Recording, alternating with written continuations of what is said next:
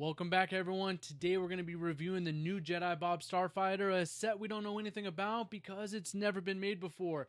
But this is part of LEGO's Rebuild the Galaxy brand, so let's get into that. But I'm going to also let you know whether you should wait for this set, buy it right now, or just don't even waste your money at all, which is a little ridiculous if you're watching this video. So let's get into it. With set number 75388, this set has 305 pieces and comes with 2 minifigures with a retail price of $40. Comes in about 13 cents per piece. At the end of the video, I'm going to let you know whether you should buy this set right now, wait for it, or don't even waste your money at all. A very quick look at the history of LEGO and the Starfighter, I guess brand you would say. Most of these sets come with 2 to 3 minifigures max. A lot of the set prices are anywhere between $30 to $70, so the range is fairly close, and I will say the prices and the piece count are all roughly about the same across the board. So this one being $40 isn't so out of the ordinary. I guess we're a little bit sometimes surprised about how much a set is compared to how many pieces we get, so let's get into this one a little bit deeper. If you want to support the channel, make sure to hit that like button, subscribe, and leave a comment. It really helps me out. Without further ado, let's get into this set. Now, this set is from LEGO's new Rebuild the Galaxy, so the box art's a little different. It has a couple different colors than usual, and what I will say about this box art, it shows that it's on a planet of some kind with some greenery and mountains. I actually really like what LEGO did here with this box art. It's a little bit different, and it's a lot better than I was expecting. The back of the box gives a little hint to the show. It looks like the Starfighter is broken down. There's some gas, looks like steam leaking from the engine of the Starfighter, and it looks like Jedi Bob runs into an Akbar trooper, which is of course really interesting, which is why it's called Rebuild the Galaxy. We don't really know what Jedi Bob's role is in the show, but it looks pretty cool so far. After ripping open the box, you're going to find a whopping 4 bags, an instruction manual, and a sticker sheet.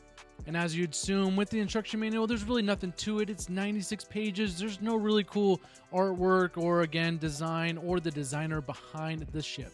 When it comes to the sticker sheet, it's a standard sticker sheet. Honestly, though, for a ship like this, reminds me of the Obi-Wan Kenobi one with the sticker sheet. Shouldn't even really have one, but here we are. Now, this set has 3 minifigures, 1 really anticipated minifigure, and 2 very interesting ones. Let's break them down. First up, we have Servo, or RSVO, and he is one of one, never been made before. He is a Gonk droid. Very interesting. I'm assuming it's going to be Jedi Bob's sidekick. It's kind of interesting that they picked a Gonk droid for him and not just a regular droid.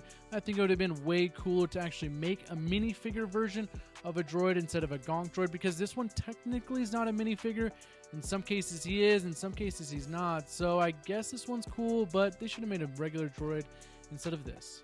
Now, when it comes to the Akbar Trooper, I love this idea. I think it's actually a pretty cool idea to have Akbar as a Stormtrooper. The only thing I would say is it's kind of just a basic Stormtrooper mold. If you're going to do a Rebuild the Galaxy, make it fun. Make something a little bit more interesting than a regular standard Stormtrooper, especially if you're going to put a Akbar head on top of it. Give us 2 or 3 of these guys in a battle pack. I guess it would be fun, but switch up the Stormtrooper. Maybe make them black Stormtroopers with white trimming and things like that. I think it would have made this minifigure that much better. And last but definitely not least, we have Jedi Bob, and he's one of one, and we don't really know what to expect or really what we're looking for. I guess all of these Rebuild the Galaxy, we don't know what we're looking for, but the previous Jedi Bob looks something very, very similar to this. I would say I'm not really surprised by this one. It kind of just reminds me of the old one, so it's nothing really too exciting.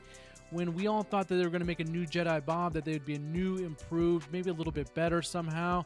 This one, they kind of made him plain Jane, but actually that's what makes Jedi Bob's characteristics so amazing, because he looks like just a regular dude with a lightsaber, so maybe that's why they made him just so simple and so easy. Maybe he's not even really a Jedi. Maybe they just call him a regular guy picked up a lightsaber one day, and now he's just Jedi Bob, so I kind of like that about him. So there's the crew, and I know what you're thinking right away. For $40, this is what I get. I will say Jedi Bob is kind of a niche character to really want to get this Starfighter, but I'll let that be up to you. Anyways, let's get on to the ship. So at first glance, this is one of the last things that I wanted to buy when it came out with all of the new ships when August 1st came around. But I will say, after building it, I'm way more pleasantly surprised than I could ever imagine. And that's normally what happens when I buy Legos. Sometimes the ships or, the sets that I don't necessarily want, I end up building and I'm way blown away. this one actually blew me away because I definitely compare it to the Obi-Wan Kenobi one, which I'll get into later, and I will have a full video comparing the two. So let's get into the build a little bit more with some of the details. Alright, now let's talk about some of the features of the ship. Now, Jedi Bob does fit in here pretty snug. It only fits one person, and his cape kind of gets in the way a little bit if you don't know how to put your minifigure inside of a Starfighter. They're all kind of similar. Now, this front compartment does fit a blue milk, it looks like, with a banana, which is such an odd pair.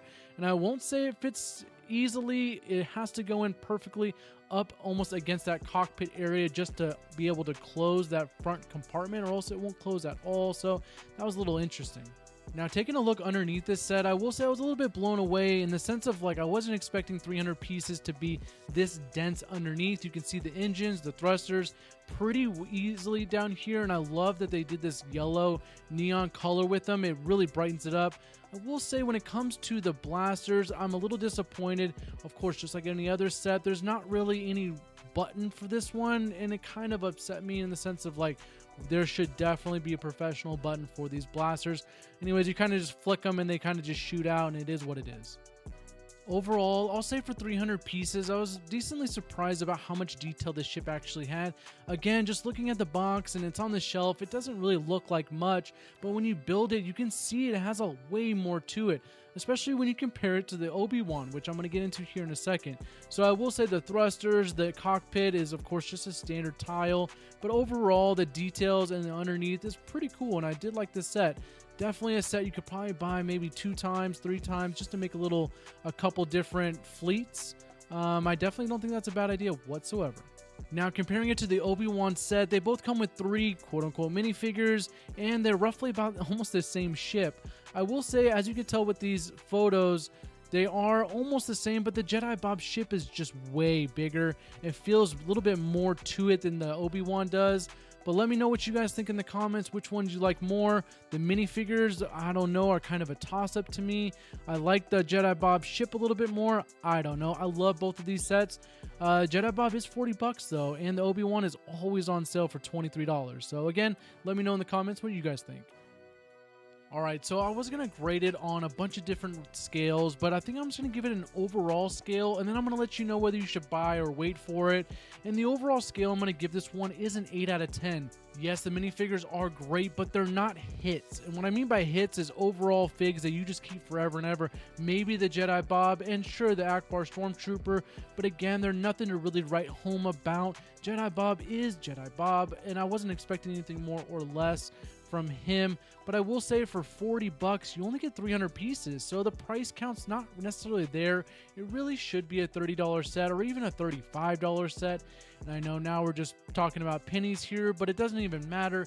At the end of the day, Lego is all about, you know, what you get for what it's worth and things like that. There's so many premium sets out there right now to get, so for this one I would definitely say just wait on this one.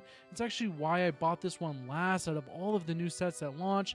Just wait. I bet you in no time this set's going to be 25, even $30 on sale before Christmas time. So overall, 8 out of 10.